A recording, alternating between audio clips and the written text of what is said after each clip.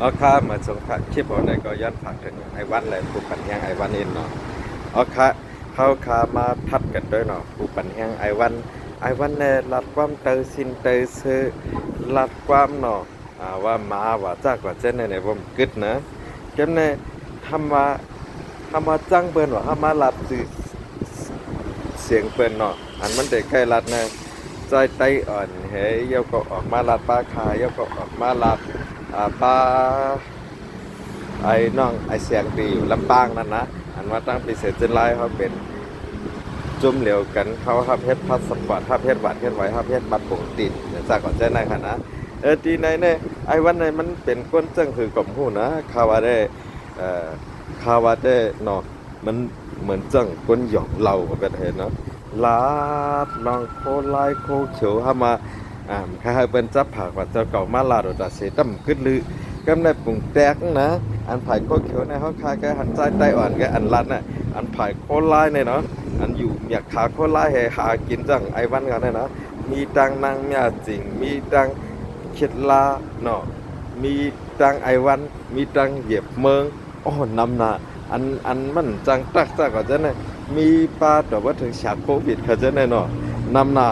ที่ไหนๆคำว่าใครให้ลองไต้ความโฮมว่ะว่าเป็นว่าว่าเขาเคยเป็นจุ่มเดียวกันเขามาอุบโอ้งว่าพี่กันนะเขามาอุบในซุ่มไอทีเจสินเหเขามาเป็นค่ารายการ YouTube ว่ากันนะครับว่าประดัดมันรายการ YouTube นะค่าได้ข้ามไปเลยกินการ YouTube ย้อนมันให้ฟังนะมานั่งคากว่ารัดในจุ่มข่าวเสียงหัวใจก้นเมืองในจุ่มก่อผมช้างซากกว่าจะไหนนะข้ามไล่นะขาดไล่มาหนึ่งก็ขาก็ยุกปั่นเปิ้นได้กว่าจะไหนข่าวว่าเขามาให้นั่นนะมือพังปนมาขายาพังมาอกกันนะจุ่มไอติเจสินมันยามาอยู่ปากไล่เข้าจุ่มไอติเจสินน่ะไอมันดำหมอไอ้วันน่ะทำมาแค่ไรเมืองใต้หรือเฮ็ดนั่นเฮ็ดน่ะเอาก็เอามาพิษอันก็กูภายเฮงก็กระแสมันก้องนะปะก้นใครก่อกระแสเนี่ยปะก้นใครลาดเอาจื้อเอาเสียงนั่นน่ะโลเอาตั้งหูเฮเจ้าเก่าเฮมาปั่นเบิ่นจังเขาพยายามเฮ็ดกันนะกำเนิดมันเดี๋ยวว่าค่าในอ่อนเปิ้นมาพิษกันใน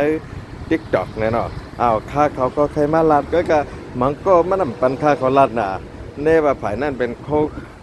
เขียวว่าลางอ่ะนะมันน่ะไอ้วันนั้นมันนำพูดลองคัดได้ๆนะมันมาว่าปอคาเป็นโคเขียวปอคาได้นะบ่ายโหเขานั้นรับสิ่งให้เกี่ยวข้องยามเมากรรมให้ภัยพีเขาเอากว่ามือสั่งสอนปันแหเย้าก็ผู้เกี่ยวข้องยามเมากรรมให้กำนั้นเขาสอนอ่อนดีมากเลยเขาขาก็ให้อยากการเจ้าจานก่อนเลยเฮ็ดซึกก่อนเลยออกมาก็มากินหนูกันก็บ่มากินสุก็ขึ้นยับกว่าหั่นน่ะพีเขาตั้งลีกันนะพอคันอัตรา60เรานะ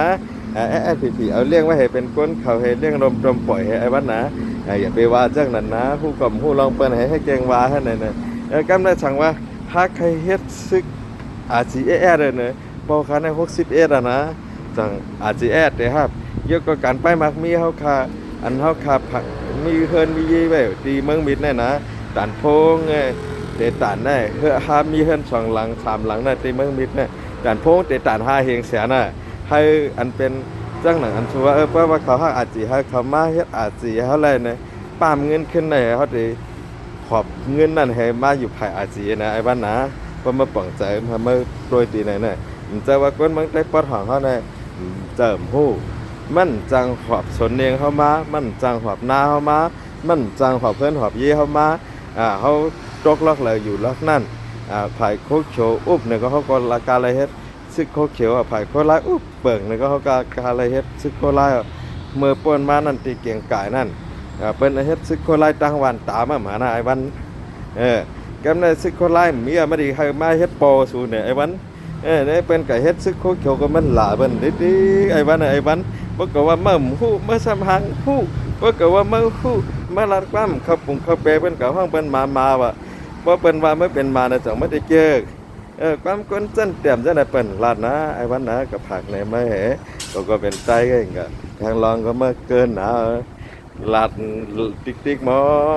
เฮาเป็นไตกันได้เปิ้นว่าหรอบ่เปิ้นว่าไอ้วันนั้นมาลัดคือหมาได้จื้อคือสิเป็นหมาไอ้วันนั้นไม่หลาเป็นโลงดื้อๆในไม่ก่อกระเสเป็นในจังไม่เตเกียคือแค่ว่าเขาทุกข์กว่าหานเนี่ย มือก็ส่วนแบบเจ๊ๆเนี่ยใน YouTube มีใน TikTok มีใน LINE มีกดลงประจัดมั่มหันโทรมาให้บ่ไอ้วันก็เคยผักในมาข้างหน้าเองก็ไอ้วันกึดอะไรก็กึดเห็นกึดอะไรก็กึดเหถ้าเป็นใต้อย่างนั้น